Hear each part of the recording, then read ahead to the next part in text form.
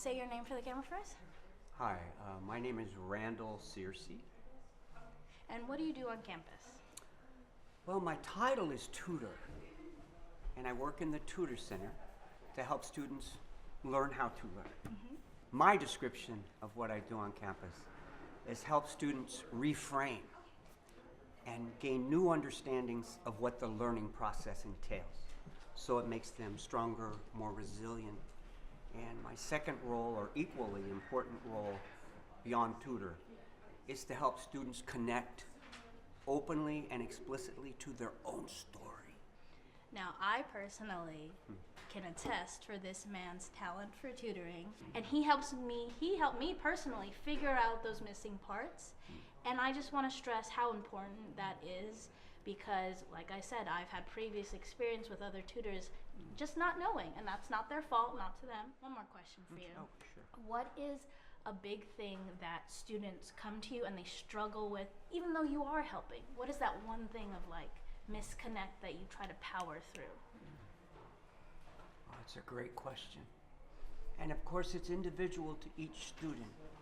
But if I had to sum it up on average, the theme that shows up in each one of us, including me, is the scientific fact from the science of learning, not just a belief, but from cognitive science, education psychology, and neuroscientists. Watch this.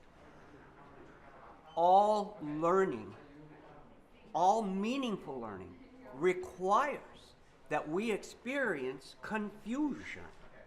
And so each student I have ever worked with, to some degree or more, they think confusion means, oh, I can't do this, or I'm dumb, or I'm incapable, I don't have a brain for this. When they feel confusion, that's a belief that we pick up, and it's encouraged at the high schools by parents. But the fact is, based on science, there's no learning without going through confusion.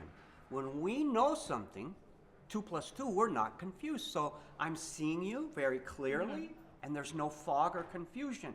But when you hand me something that's new to my brain, or I don't yet have neural networks that can solve that question or problem, I don't have the knowledge, but I also don't have the neural pathways, my brain will of course experience confusion.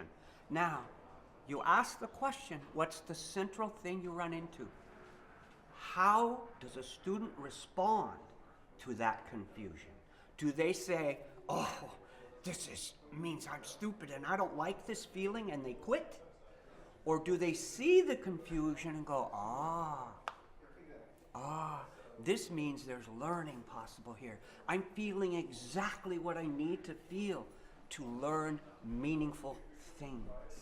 So we can help them reframe their response from running from the confusion and quitting, or moving into the confusion and learning how to process confusion. And that's supported in cognitive scientists, neuroscientists, computer science who build AI. So that's what I love teaching. Ready? The takeaway is move from clear thinking and move into confusion, because that's where meaningful learning happens. And get used to it and embrace it. That was Randall, everyone. And I just want you to know, you need help? He can also teach philosophy. That's kind of you. Listen, I love you guys. I thank you for coming because you're my substitute children. So please stop by. Well, thank you, Randall. I love you guys. Thank you.